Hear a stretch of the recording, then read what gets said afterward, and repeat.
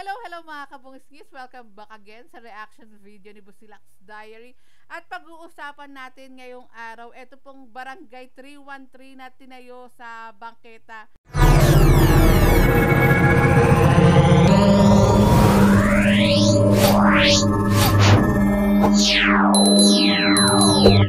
Na di umano, ang nagpatayo si Congressman Joel Chua ng 3rd District of Manila. At komentan lang po natin ang kanyang mga naging pahayag. Panoorin natin to mga kabungis. At di umano, 19 million pesos ang ginastos dito ha. Napakalaking halaga. 19 million, di umano yan ha. Panoorin natin. Sa kamakailang panayam, pinahayag ni Manila 3rd District Representative Joel Chua ang pagkakadawit sa isyu ng ginibang barangay hall ng Barangay 313 sa Santa Cruz, Maynila And dagdag ko lang mga kabungis sa pagkakalam ko kami yata ng mga kasama ko, mga co-vloggers ko ang unang nag-video nito kasi nung nakaraan, nung una to, hindi ko alam kung sino ang unang tanggal ng mga mirror po dito at nagtibag na nga rin po kasi nung second day nung pinuntahan naman natin to, nagtibag na rin po yung demolition team and tinanong din natin kung sino yung una, wala rin po makapagsabi din sa atin. No idea ako. Kung alam nyo, comment down below lang kayo mga kabungis. On July 9. Well, unang-una ito, dumaan naman to sa lahat ng proseso. So, tayo naman, pinararating lamang natin sa mga tamang ahensya ng gobyerno, yung mga request sa atin ng ating mga constituents. Komentan ko lang, paano kaya ito dumaan sa tamang proseso? Kasi nakatayo to sa may bangkete. Parang walang pinagkaiba rin po ito sa mga illegal settlers na nagtatayo ng bahay sa may bangketa, which is bawal nga rin po dahil ito pong bangketa ligtas na daanan ng taong bayan and wala din pong pinagkaiba to sa mga illegal din pong nagtitinda sa may bangketa. Kasi yung na-vlog din natin to sa nakikita nyo naman tong sa may likod to ng eskwelahan. Yung mga naglalakad nga rin po, lalo na yung mga bata, mga estudyante, naglalakad sila sa may kalsada dahil walang madaanan na bangketa dahil nakuha na nga rin po netong tinayong barangay hall dito sa side na to. At ang pagkakaalam ko nga rin po, di umano, etong barangay hall na to, hindi naman po ito sakop ng barangay 313. Hindi po ito dapat dito nakatayo, sabi ng ating mga nakapanayam. Dito giniit ni Chua na itinayo ito para sa kapakanan ng mga residente lalo na ng mga senior citizen. At kapakanan ng mga residente, ang ganda po ng layunin ni Congressman Joel Chua sa kapakanan ng mga residente. Kaso ang mali lang nga po talaga ay nakatayo siya sa may bangketa. At ito pong area na to, sabi ko nga eskwelahan, yung ventilation ng mga bata. Kung napapanood yung mga upload natin sa YouTube, sabi nga po, hindi nga daw po, meron daw pong bata ang hindi nakahinga nga rin po dun sa eskwelahan na yun. So, ang atin lang naman, sana kung may ganitong, kasi sa Manila talaga, wala naman eksaktong lupa na diba? Syempre tayo, lahat naman ng mga barangay, gusto natin bigyan ng maayos. In fact, ito nga, meron nga po itong senior citizen na area. And sabi ni Kong Joel Chua, bigyan ng maayos. Sana sa mga, hindi ko lang nire-refer kay Kong Joel Chua sa mga namumuno, sana sila yung mga talagang namumuno, hindi maging pasimuno ng mali. Kapag alam nilang mali, maging maging instrumento na sa tama. Kasi kapag ginaya mo itong isang namumuno na mali, lahat na lang magiging mali. Sana merong mga pinuno din na nasa tamang desisyon palagi. Pag mali, mali. Parang si Mayor Isko Moreno, pag mali, mali.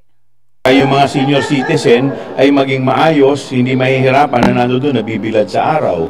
Aniya, ito ay isang... At hindi ko lang alam kung dito sa isang floor nakalagay yung mga senior citizen po.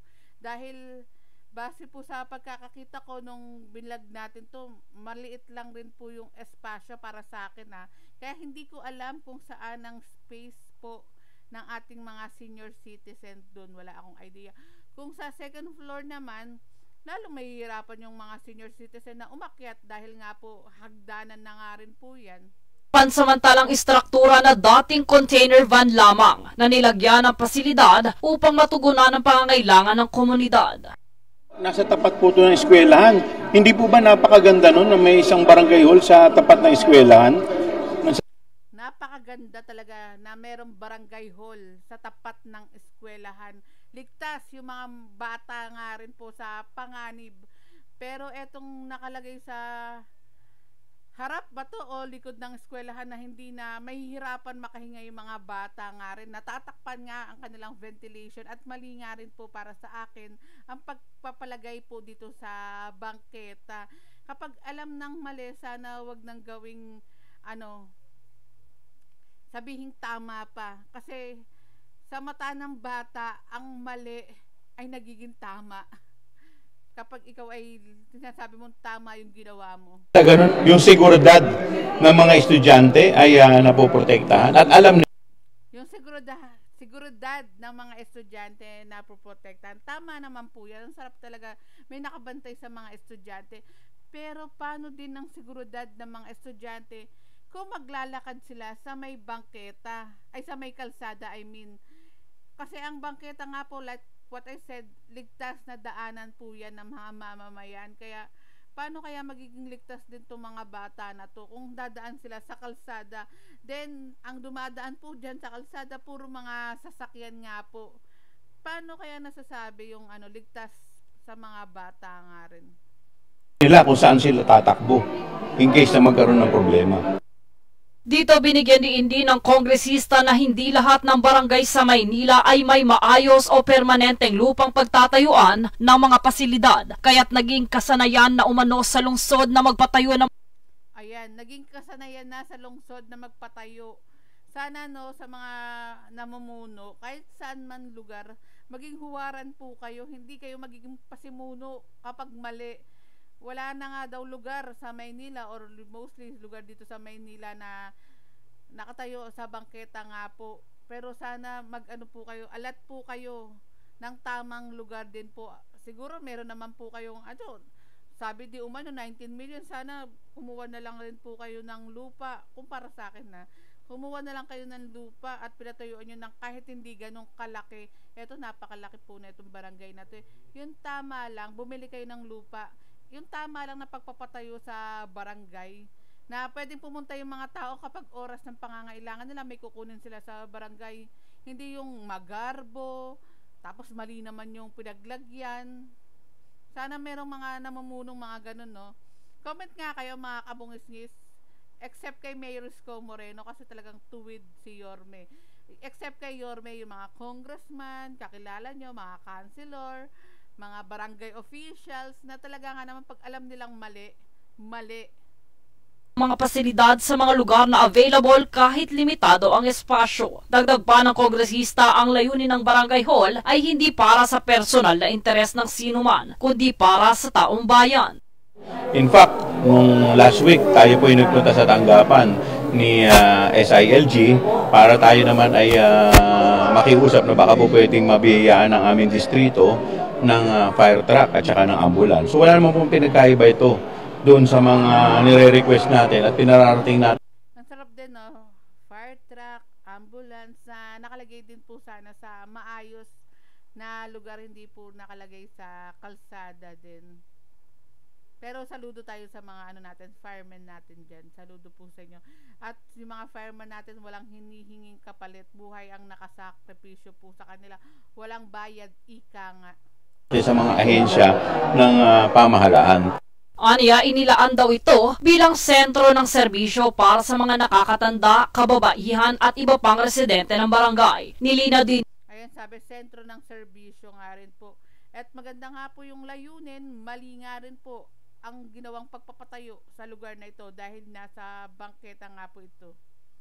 niya na wala siyang itinatagong intensyon sa pagpapatayo nito at bukas siyang ipaliwanag ito sa publiko. Bagamat tumangging magbigay ng pahayag ukol sa pambabatiko sa nasabing proyekto, pinabatid niyang sana'y maunawaan ng publiko ang sitwasyon sa lungsod pagdating sa limitasyon ng lupaing pampubliko.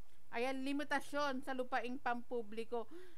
Sa ginastos nga neto na 19 million di umano, sana nakapag-alat kahit na ilang milyon dun sa pagbili ng lupa.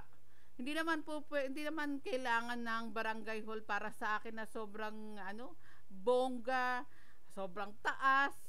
Ang barangay hall po, sila po yung ang barangay, sila po yung magbabantay sa barangay. Ang alam ko, para sa akin, kapag may kailangan yung mga tao, may pupuntahang lugar, hindi na po para sa akin yung magarbong barangay.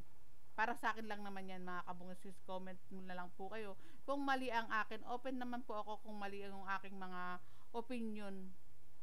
Pero mas maganda, mas nakakabilib kung simple lang rin yung barangay. Na talaga nga naman malinis. Pagpupunta yung tao, nandiyan yung mga barangay officials. Kasi mostly, yung mga barangay, ayan nga, yung iba magaganda yung mga barangay hall. Pero wala naman yung mga barangay officials. Ang hirap din, Ang hirap hanapin. Kaya sana okay na sa akin yung simple lang na barangay hall, pero nandiyan yung mga barangay officials din. Ang barangay hall ay para sa tao.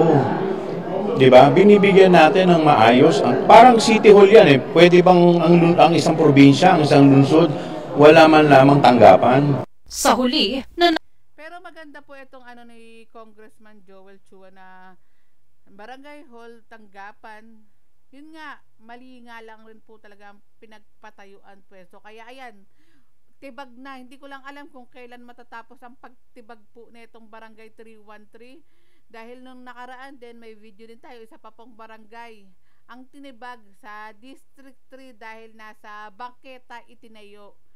Grabe, ang daming mga barangay din na titibagin sa mga susunod pang mga araw dahil mali po ang pinaglagyan, bangketa. nanawagan siya ng pagkakaisa at pag-unawa mula sa mga mamamayan habang inaayos ang mga serbisyo sa barangay. Jade Buho. At ayan na, tapos na pala itong reaction video natin at comment ni Congressman Joel Chua ng 3rd District of Manila. Hanggang dito na lang muna ang aking reaction video. Maraming salamat sa panonood. Ingat po kayo palagi mga kabungis-ngis. Panoorin nyo ating mga upload dito sa YouTube dahil marami tayong mga malalaman pa sa mga susunod na araw sa mga anong nangyari sa Maynila noong mga panahon na hindi nakaupo ang butihing mayor ng Maynila na si Mayor Isko Moreno. Kaabang-abang yan, kaya panoorin nyo po lagi ang upload ni Busilaks Diary sa YouTube and follow nyo na rin po Busilaks Diary Ulala sa Facebook and Busilaks Diary sa TikTok. Maraming salamat sa panonood. Ingat po kayo palagi and God bless us all.